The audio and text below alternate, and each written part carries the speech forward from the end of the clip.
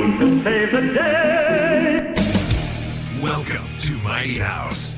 This is a show for people with problems, home improvement problems, that is, and for people who want common sense guidance on how to build green and live a more sustainable lifestyle. Send an email. The Mighty House crew is on the job. This is Mighty House.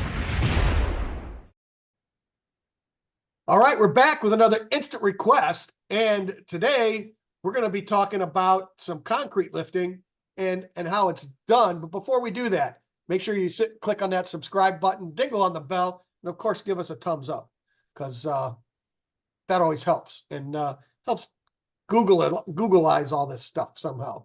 Right. There you go. All right, so concrete lifting. Give us who was that? Steve? Okay. So Steve S wrote us asking about concrete lifting. Says he's got bids from two companies for concrete lifting. One uses crushed limestone, the other uses polyurethane. Prices are about even. What's the preferred method or preferred material and the best method? And then he also had a little side question where he was asking about the best product for filling in cracks and things in a concrete drive. Right. Which we'll cover that at the very end. But let's get to this concrete lifting stuff. Yes, because this is pretty interesting. We'll explain how it works real quick, and then we can decide at the end whether or not we want to use the foam or the crushed limestone. And there's actually another one out there, which is clay, and it's a clay slurry, hence the whole idea of mud jacking, and that's what they call it, because it was basically a slurry of clay and water that they put in there. So let's go over the process real quick. And that is step one, you got to drill holes through that existing slab. Right. And then you're going to put little injector kits that get drilled into that hole. And then your machine will hydraulically fill that with a slurry, whether that's your foam or it's the slurry of limestone and water, or if it's clay and water. That'll then go in there and then hydraulically lift this back up into place. And now once you've got it into place and it's exactly where you want it, then you got to go back and then patch those holes that you drilled. And we've got pictures of that at the end. So there's another little quick thing. You can see, they've got the equipment and they lift it and it just fills this void with the foam or the concrete slurry. And then sometimes they might have to cut that crack, because if this fell down and it cracked at an angle, you may not be able to get it back up all the way. So if you take a saw, you cut that crack out. That way that slab can come all the way up and even out. So let's see. There you go. So there's the clay version. The real mud jacking. Yeah, that's the classic mud jacking. Right. Let's go real quick about the downside of this. It's just clay and water. So if this has water, if you've got water drainage problems, eventually this is just going to get washed right back out again. Right. So if this is like, the drainage and that's what washed it out originally was water, this clay is going to get washed right back out again. Try to figure out why you're mud jacking in the first place. Was it from erosion or was it settlement? Right. And if you got a brand new house, driveways settle, because where in the overdig, they backfill it. And if they don't tamp it down and grade it properly and then pour your concrete over it, well, it's going to sink. Yeah. But yeah, there we are, drilling holes in your sidewalk. Right. And you can see he's just randomly drilling holes. So what's that going to look like when you're done? Oh, I'm sure they're scientifically spaced. So you can see here, he's got each one spaced out per slab so he can lift each section equally. But this concrete's spalling, so I don't know why he's saving it. Well, the other thing I noticed is it looks like that's a smaller nozzle than some.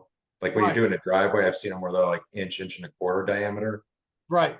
But these look like a lot smaller. So when you're talking about patching it in step 3. Yes. That these may not be as noticeable. And as objectionable. And I would guess that these are the foam nozzles. And that's why it's smaller, because it's injecting that foam, and that foam is going in, and as it expands, it's lifting it up. So that's the one thing about the foam then, let's talk about that real quick, is if you're worried about environmentally friendly, this is not going to be your product, because that's going to stay underneath there. It's never going to break down. That polyurethane is always going to be there. The concrete's going to go away, and and that polyurethane is still going to be there. If that's one of your concerns, the concrete slurry of limestone, once that dries, it'll stay solid. It'll be fine. And it wouldn't wash away either. So you've got those two options. And technically your concrete's already limestone anyway. So it's a material that's the same product. It's going in there together. So before and afters, you can see before, this is a drop down. Again, we're talking garage. This is where a good contractor would pin the driveway to the garage floor. And the guy that's saving $50 pours it like this. Yeah, but it'll make it through the 1-year warranty. Yes, it does. So, Yeah. And you can see it was a separate pour because it's nice and clean. So when you go to lift it, there's no saw cutting or anything. That lifts it right back into place. And here you can see his polka dots right there. Right. But when you start thinking about the cost of replacing the concrete driveway, those holes, you could live with them. This one surprised me. I can't believe somebody'd even try to lift this one. Yeah, this is an amazing washout. There's got to be something else going on underneath here for this to have broken apart like that. They saved a bunch of money and they lifted this all back into place. That's pretty impressive. That one really is. Yeah, that's a good one. And again, here's our polka dots. It lifted it back up. It's nice, but you're going to end up with those dots in there. So you can go over it with an epoxy coating. They make those epoxy coatings that look like brick, or they can stamp it. They can do a bunch of different finishes over top of that. Right. If you're doing your back patio, then you do this and you tile your patio. So there's a way to cover it up and make it look a little better. What was his question? Which is better? Well, first off, which is better? So I think you really sum that up. If you're in an area that has a water issue, if water or erosion led to the failure of the slab in the first place, then the polyurethane is probably your better way to go. But as far as just lifting, then either one is fine. Right. Polyurethane is just never going to break down. Right. And I guess my concern too would be is the guy that's doing the polyurethane. It seems like that would be a little more difficult to control, because you put the slurry in there, it doesn't cure. It has eventually it'll dry out, but it doesn't cure like polyurethane. So if you wanted to give it a little shot and lift it a little bit more, it seems like you'd be able to do that with the limestone versus Yeah, I would agree. having to be a little more accurate with the injections. So if you're getting somebody that does the polyurethane, make sure you're not their first one. That's just a bad patch. Right. But you can see the different colors. And that's the part that bothers me. I just don't like it. Sorry. I just don't like it. It's not a very good patch anyway. No, it's not. So it hasn't been troweled, smooth, nothing, wasn't even close to color matched. Yeah, that's terrible. No. So let's also go with what was his last question? It was actually about caulk for the cracks. And wherever that concrete comes up and meets the side of the house, or it meets the garage floor, and if you want to caulk that to keep water out, I don't know. We use NP1, that's a polyurethane caulk. Once that cures, it is really stretchy. It holds up in the Chicago winters and really is a decent product. Expands, it contracts, it flexes really well. It adheres to the concrete really well.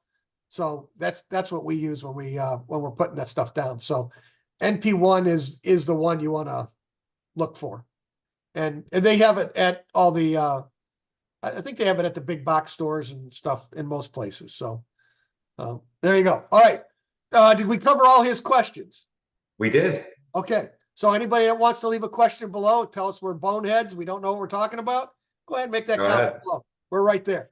And I'd say until next time. Keep it square and level. There you go. All right.